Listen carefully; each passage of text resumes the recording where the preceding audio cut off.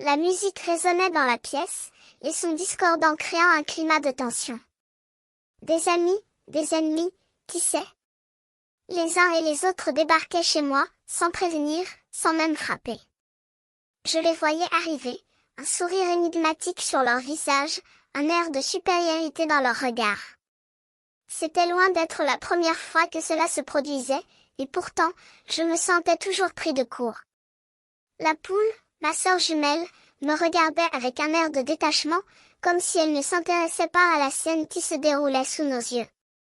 Moi, je me sentais énervée, la colère montant en moi comme une ébullition. Les mots étaient sur le point de sortir, de couler comme un torrent de rage, mais je les étouffais, les retenant dans ma poitrine. Puis, le lendemain, la nouvelle arrive. Un petit Andy, une vraie petite peste, qui se croyait le maître du monde. Il dominait les autres, les faisait trembler dans ses bottes. La peine me faisait pour les victimes de son comportement, pour les enfants qui souffraient de son autoritarisme. Mais je savais que je ne pouvais pas intervenir, que je ne pouvais pas l'arrêter. La rentrée scolaire approchait, et je savais que les choses allaient s'aggraver. Les nouveaux épisodes allaient commencer, et Andy allait être au centre de tout. Je me sentais perdue, sans savoir comment réagir.